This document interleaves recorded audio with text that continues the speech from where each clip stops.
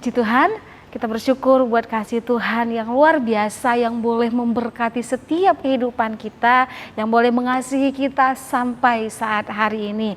Bapak Ibu yang diberkati oleh Tuhan, keluarga besar GPD El Shaddai Magelang, biarlah kasih Tuhan yang tetap menyertai setiap kehidupan kita. Saat hari ini saya beri tema renungan kebenaran firman Tuhan, yaitu rumah Bapa. Kita buka di dalam Injil Yohanes pasal yang ke-14, Injil Yohanes pasal yang ke-14 ayat yang kedua sampai dengan ayat yang ketiga.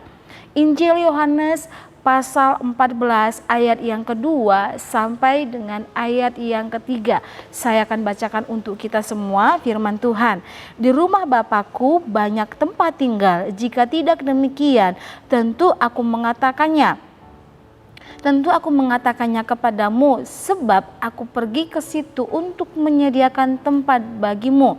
Dan apabila aku telah pergi ke situ dan telah menyediakan tempat bagimu, aku akan datang kembali dan membawa kamu ke tempatku, supaya di tempat di mana aku berada, kamu pun berada.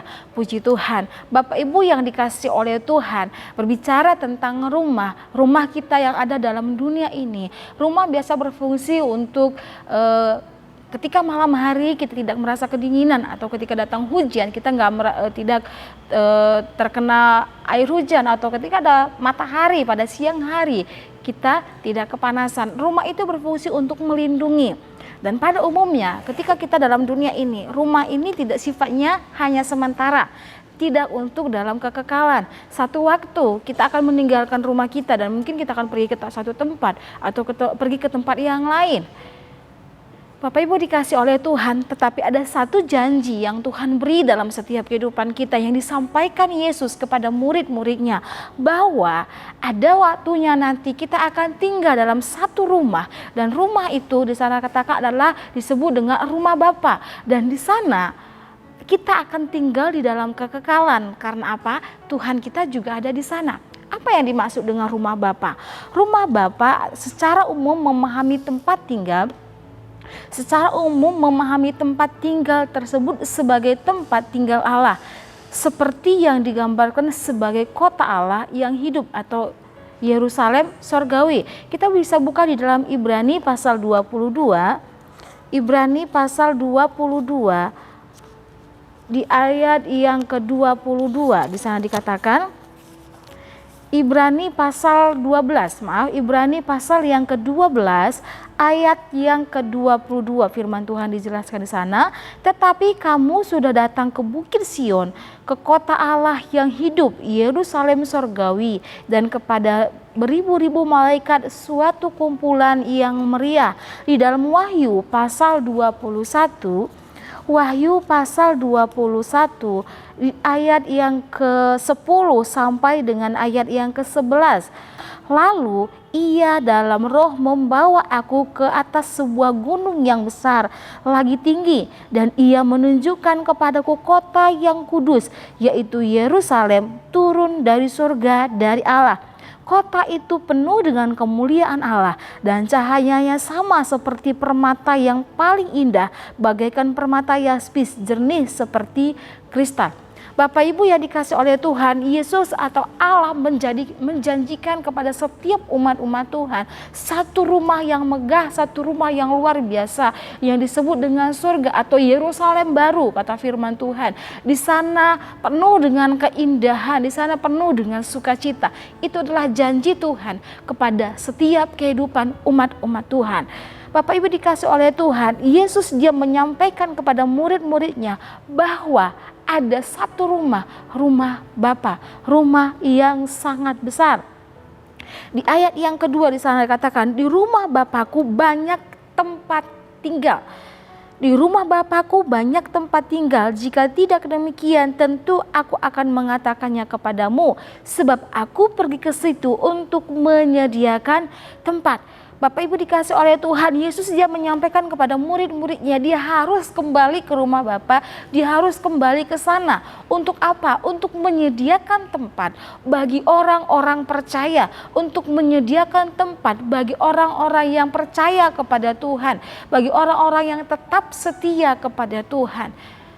Yesus pergi ke sana bukan untuk berdiam diri, tidak, tapi dia bekerja, dia menyediakan tempat bagi setiap kehidupan kita. Bahkan firman Tuhan dijelaskan di sana, di rumah Bapa ada banyak tempat tinggal, tidak ada batasan. Dalam dunia ini misalnya kalau dalam rumah kita pasti ada ketentuan beberapa orang yang bisa masuk ke dalam rumah, nggak bisa banyak orang. Tapi di surga dikatakan, di surga yang mulia itu tidak ada batasan, ada banyak tempat tinggal bagi orang-orang yang percaya kepada Tuhan. Kebenaran yang harus kita sadari sebagai anak-anak Tuhan, kebenaran yang harus kita sadari dan kita pahami sebagai anak-anak Tuhan adalah orang-orang yang percaya tidak masuk ke rumah Bapa oleh kebenaran diri sendiri. Atau dengan kata lain bahwa orang-orang percaya yang masuk ke rumah Bapa tidak masuk ke rumah Bapa dengan kebenaran mereka sendiri, melainkan oleh karena mewarisi apa yang diwariskan kepada anak Allah. Bapak Ibu dikasih oleh Tuhan, kita masuk ke dalam kerajaan Bapa atau ke rumah Bapa bukan karena kebenaran diri kita sendiri, tetapi sebagai warisan. Firman Tuhan menjelaskan bahwa orang-orang percaya, anak-anak Tuhan, orang yang percaya kepada Tuhan disebut sebagai anak.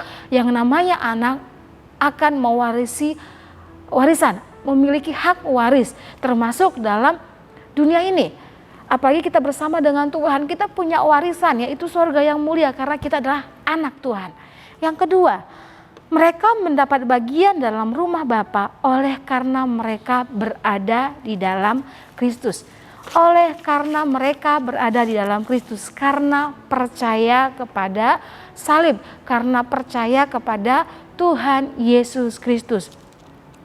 Jalan satu-satunya masuk ke rumah Bapa adalah melalui Yesus Kristus. Di ayat yang ke-6 di sana dikatakan, kata Yesus kepadanya, akulah jalan dan kebenaran dan hidup. Tidak ada seorang pun yang datang kepada Bapa kalau tidak melalui aku.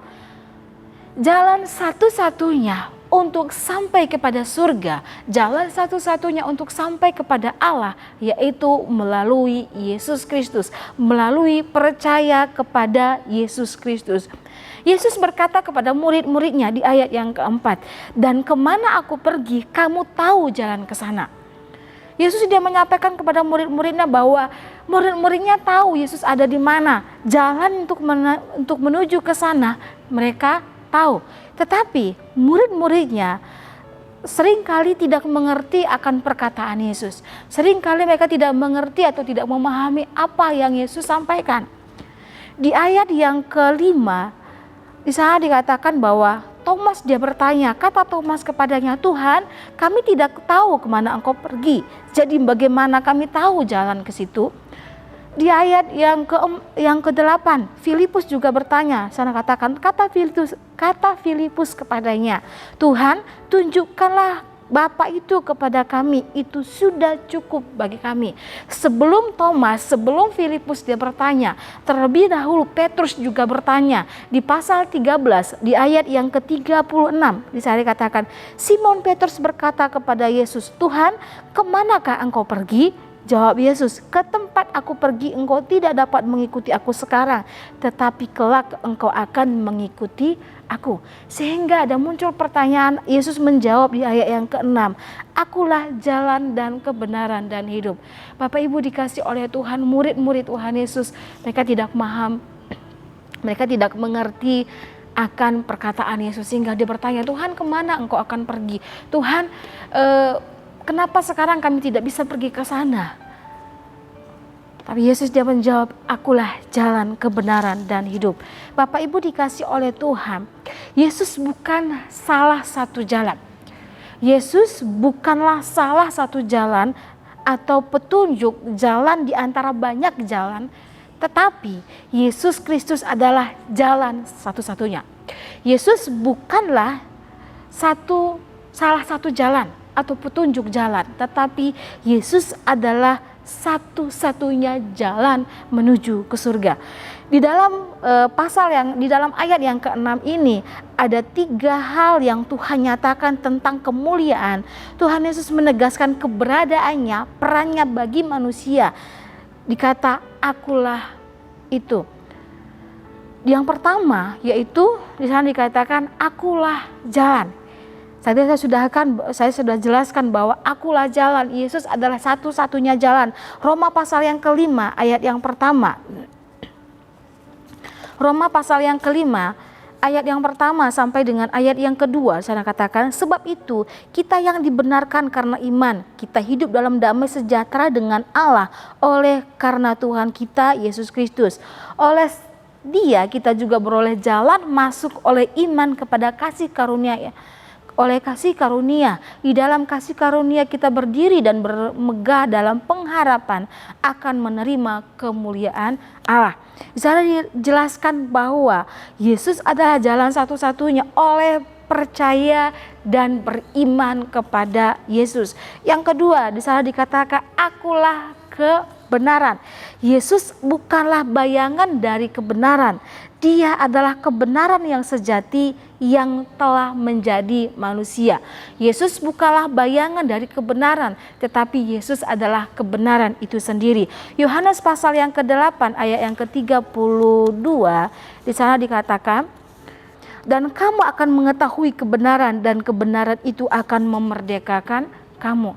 Kemerdekaan dan kebenaran itu akan memerdekakan kamu, karena kebenaran itu adalah Yesus sendiri. Yang ketiga, akulah hidup. Itu yang pernah disampaikan oleh Yesus kepada Maria. Yohanes pasal yang ke-11 ayat yang ke-25 kepada Maria dan Marta. Sana dikatakan di ayat yang ke-25, jawab Yesus, akulah kebangkitan dan hidup, barang siapa percaya kepadaku ia akan hidup walau ia sudah mati.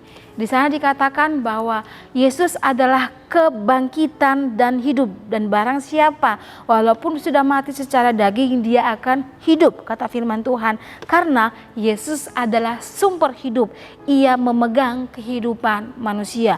Yesus adalah sumber hidup dan dia memegang kehidupan manusia.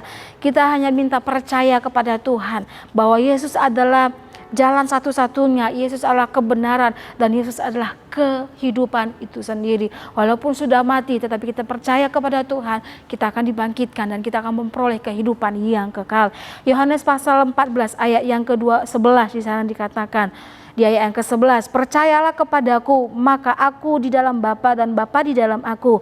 Atau setidak-tidaknya percayalah karena pekerjaan itu sendiri. Percaya kepada Tuhan, terima Tuhan Yesus sebagai Tuhan dan Juru Selamat, dan imani kepada Tuhan bahwa Dia adalah jalan satu-satunya menuju kepada kehidupan. Kapan kita memperoleh untuk bisa masuk ke rumah Bapa? 1 Tesalonika 4 ayat yang ke-14 di sana dijelaskan. 1 Tesalonika pasal yang keempat ayat yang ke-14 sampai dengan ayat yang ke-8. Kapan kita memperoleh masuk ke rumah Bapa atau ke surga yang mulia? Di ayat yang ke-14, karena jikalau kita percaya bahwa Yesus telah mati dan telah bangkit, maka kita percaya juga bahwa mereka yang telah meninggal dalam Yesus akan dikumpulkan Allah bersama-sama dengan Dia. Ini kami katakan kepadamu dengan firman Tuhan, kita yang hidup yang masih tinggal sampai kedatangan Tuhan, sekali-kali tidak akan mendahului mereka yang telah meninggal. Sebab pada waktu tanda diberi, yaitu pada waktu penghulu malaikat berseru dan sangkakala Allah berbunyi, maka Tuhan sendiri akan turun dari surga, dan mereka yang mati dalam Kristus akan lebih dahulu bangkit. Sesudah itu kita yang hidup masih hidup tinggal akan diangkat bersama-sama dengan mereka dalam awan menyongsong Tuhan di angkasa. Demikianlah kita akan selama-lamanya bersama-sama dengan Tuhan. Karena itu hiburkanlah seorang akan yang lain dengan perkataan-perkataan ini. Kapan kita memperoleh masuk ke dalam kerajaan surga? Yaitu kedatangan Yesus yang kedua kalinya. Ketika Yesus datang pada kali yang kedua, menjemput orang yang percaya kepada Tuhan, menjemput orang yang setia kepada Tuhan. Dan di sana firman Tuhan, mereka mengubahkan menjadi tubuh kemuliaan, dan tidak ada lagi tangis air mata, tidak ada lagi keluhan, tidak ada lagi duka cita. Di surga yang mulia, di rumah Bapa hanya ada sukacita dan pujian hanya kepada Tuhan. Kesimpulan, Bapak Ibu dikasih oleh Tuhan, yang pertama, kita tetap percaya kepada Tuhan. Harus yakin bahwa rumah Bapa ada banyak tempat tinggal bagi orang yang percaya kepada Tuhan. Yang selanjutnya yaitu bahwa Yesus akan datang kembali menjemput orang-orang yang percaya kepada Tuhan. Puji Tuhan, tetap percaya kepada Tuhan, tetap beriman kepada Tuhan. Yesus adalah satu-satunya jalan untuk sampai kita pada kehidupan yang kekal. Puji Tuhan, biarlah kebenaran firman Tuhan boleh menjadi kekuatan bagi setiap kehidupan kita. Kita mau berdoa. Segala puji kemuliaan hanya bagi nama-Mu Tuhan. Kami bersyukur buat setiap kemurahan dan kebaikan Tuhan dalam setiap kehidupan kami. Terima kasih Tuhan buat janji firman-Mu yang Tuhan nyatakan dalam setiap kehidupan kami, bahwa di rumah Bapa ada banyak tempat tinggal, dan di sana hanya ada sukacita. Di sana tidak ada lagi duka cita, yang ada hanyalah damai sejahtera, yang ada adalah penghiburan, ada kekuatan, yang ada adalah kasih Tuhan yang besar dalam setiap kehidupan kami, yang adalah sukacita daripada Tuhan, dan pujian kemuliaan hanya bagi nama-Mu. Buat setiap kebenaran firman Tuhan, buat setiap kasih Tuhan, buat setiap janji-Mu dalam setiap kehidupan kami, memberkati setiap hidup kami, memberkati setiap sidang jemaat Tuhan, dimanapun mereka berada. Biarlah kasih Tuhan dan penyertaan Tuhan tetap nyata dalam setiap kehidupan umat-umat Tuhan. Terpujilah nama Tuhan, berkati materi firman-Mu di dalam setiap kehidupan kami. Di dalam nama Tuhan Yesus Kristus kami berdoa mengucap syukur. Haleluya. Amin.